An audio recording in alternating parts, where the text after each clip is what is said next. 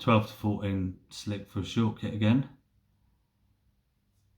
013 bottom because they're big fish, potentially some really big double figure carp. Didn't want to lose them. 16 MXC1, like, so the medium gauge ones, not stupidly heavy, and just a 414 with dusty carbon. I've set up a 4x12 and a 4x14 secret for fishing, a top 6 for throwing maggots. I fished it as far away as I could throw them comfortably. It was going to get really windy later on in the day, but because of the spurs I was missing that little bit. The 4x12 was just for catching roach. The 414 had a number 10 dropper as opposed to a 12, just a bit more positive to get through them if the bigger fish were there, but I wasn't expecting a huge amount on it, in all fairness. Both on 8 to 10 slick. And I've set up a pellet rig, like I've gone for a 416 dusty, the tight and the wire stem, just with again 013 bottom, the heavy shot in, and a 10 to 12 slick. That was going to be for pellets. Normally you start on, like Mike's and expanders, 14 meters, try and get a few fish before they back off. And I did set a maggot rig up for that, just a 414 dusty carbon. It was a sort of get out of jail thing. You don't fish maggots long on there because there's so many roaches, it's not quick enough. But I did just set it up just in case, just on the 8 to 10 slick. And the only other thing I've set up is a maggot feeder. The problem is you've got 30 casting across to the point on and 3 next door to cast the other. You can't cast very far because, like, the island is here, so 30's cast into it, 3's cast into it. You can't cast that far because it's in 30's swim, so you can only cast sort of 20 meters. Just set up a maggot feeder for that as well. Again, just get a jar. I couldn't quite see how I was not going to be last.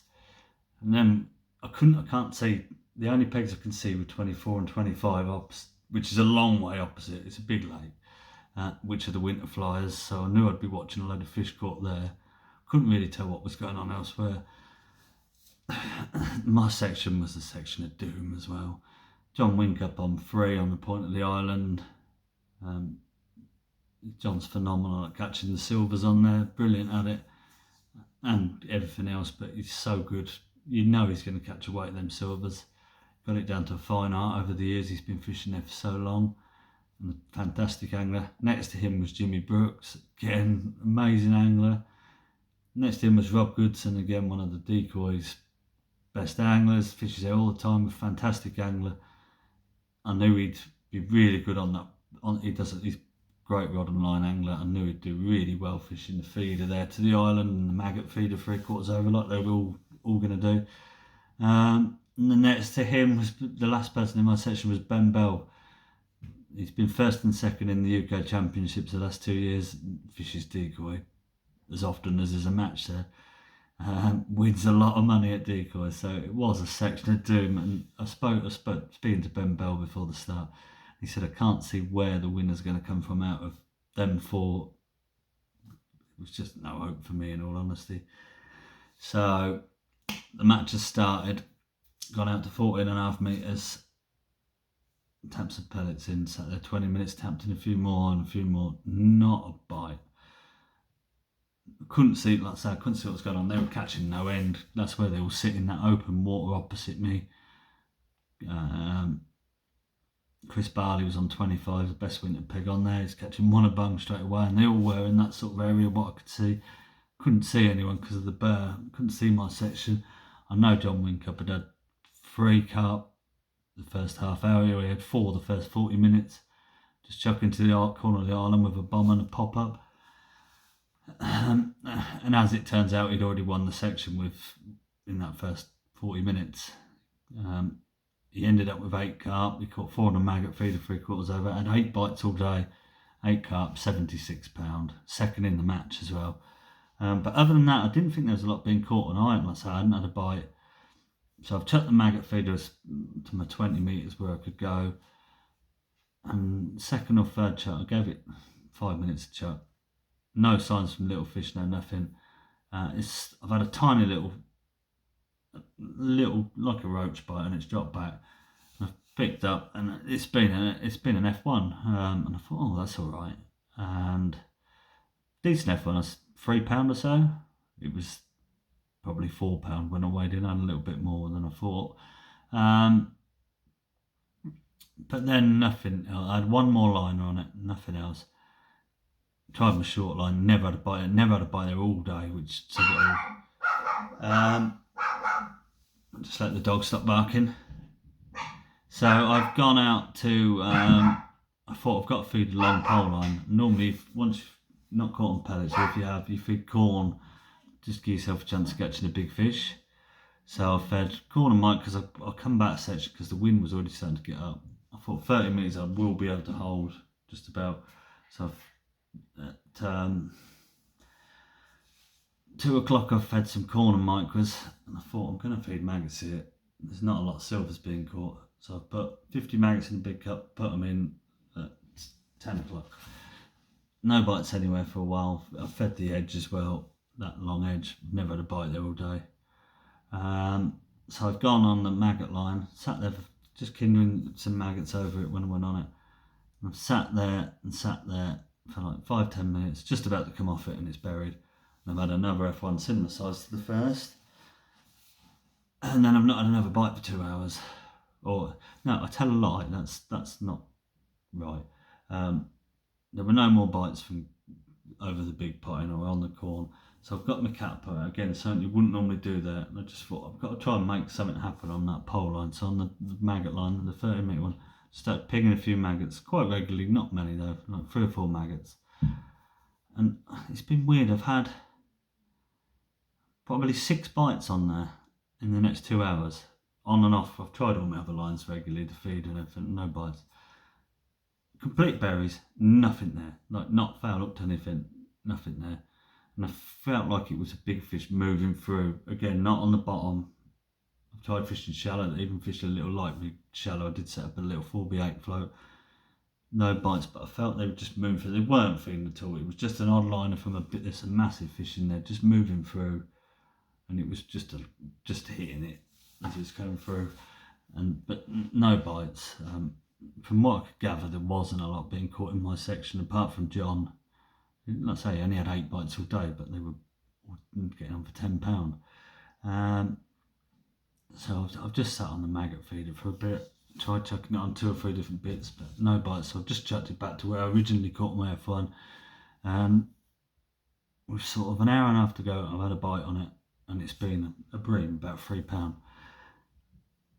Again, a good weight builder. It was a fish, it was something to work on, but I always felt that maggot line, like I keep saying, you get that little spell where they have a feed, and I always felt that pole line would be good. And I've gone on it with an hour to go, and it's buried straight away, and I've had a carp about £5, which give a good fight on the light gear, but got it in alright. And John next door, like I said, I couldn't see him, but John said, what have you got? And I said, I think I've got £15, and he said you need 1 more fish to be second in the section. And right on cue, it's gone under, and I've had another carp. This one coming a lot easier, but it was about £10. But then I've not had another bite there. But you'd had that little golden spell, and it's about making the most of that. It might only be a 5-minute window, or 10-minute window, and that's what it was today. And then it started cooling down, and they didn't feed again. It's a horrible wet day, so I don't blame them for not feeding. And that was that. I kept trying it. I kept thinking I'd have another go. Primed it up, sat on the feeder, nothing. And then, literally, with a minute to go, the feeder was flown round. I thought, oh, well, another decent fish, and it was a 5-ounce skimmer. And that was my match, six fish. And the 6 fish have gone. I said I'd got £22, and they've actually been, the carp have been about right, and the skimmer. But the F1s, one was probably £5, one was probably £4. They're massive in there. You just take them for granted. You think they don't realise how big they are. So the 5 decent fish and the little skimmer have gone nearly £27. Jimmy Brooks had £22. Rob Goodson and Ben Bell both had £18. It's been horrendous, and we weren't the worst section. Just switched off. I've never known it not catching roach on there. And skimmers, you normally catch 20 or £30 of them, even if you don't catch the other fish. The next section round has been a couple of blanks. Andy Levers has had one bite for one F1.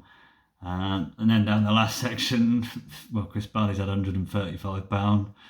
£30 was last. That's where all the fish were sat. The feeding ball of fish. There were fish everywhere, I'm sure, but just not feeding. Whereas where there's a lot of them, there's a bit more competition. It makes them feed. John was second in the match behind Chris. Fished a lovely match in all fairness. He put his pole away halfway through. He knew he didn't need it. Never had a bite on it, and he's just, after he'd had them 4 on the pop-ups that were just sat on that corner, that little ball of fish, just sat on a maggot feeder. Wasn't getting pestered by little fish. Had 4 poles, 4 big carp. So well done to him. Fished a lovely match, really. I managed second in section, and I've picked up the £50 section by default. And to me, that, I've got to be honest, that was like a win from there. It should have been last. It's terrible, and especially who I was up against. So I'm hoping that's turned things around a bit. My drawing was terrible this weekend, but you have little runs like that. It's just about damage limitation. Like I say, things that have gone my way, a bit more rookery. It certainly wasn't through the lack of effort. I could have salvaged a third maybe, but as it turned out on the day, all them fish balled round features and I didn't have them, so I didn't have a chance, but I always give myself the best chance of catching a few. But decoy is definitely, let's say, it's not over yet now. There's a lot of people, like Ben Bell was last in our section. He won the match the round before. So, like I say, it swings and roundabouts. You've got to make the most of the good pegs and try and get as much as you can out of the bad pegs in winter. But I hope it's been a bit more insightful than just talking about the last few weeks. Like before lockdown, where I just gave you a run through. I wanted to get across decision making, which is the biggest thing in winter, and timing. Always give yourself somewhere to go. That is the biggest thing. Don't, like I say, I could have moved on, say on Jay on that first teams of 3. I could have moved down that peg much sooner, caught one, but then I wouldn't have had anywhere else to go. It's almost about thinking about your next move as much as catching one. And I say it did work out for us. We caught them 2, which got us got us 2 or 3 points. Just unfortunate we lost that one there, because that would have been another point. I would have never caught £45, but another point would have been nice. But yeah, it's been quite good really. This weekend, Sunday is the second round of the individual at Rookery. Saturday's still a bit undecided. Got Float Fish League, but as I've said, the league is slightly over now because I can't make enough rounds for it to qualify. I need to fish 12 rounds to qualify in the league, and I can't make 12 now with how everything's worked out. So I might go there still because I do enjoy fishing Phoenix in the winter. It's quite a fair lake. Or it's Rookery have got their Christmas match. It's a bit more to enter. It's a bit more prize money. It's just, until they spread out a little bit, I'm just a little bit, I could go and have 2 really long days there if you don't draw them balls. Jay on this Saturday just gone, £185 won it from a peg he would never choose. He's just got all day dobbing, not needed to do anything else. Like £50 was next, so you've got to be on that ball of fish until they spread out a bit and acclimatise. But with all the rain that's gone in this week, it's going to be a bit still the same, I think. So I'm still a little bit undecided, but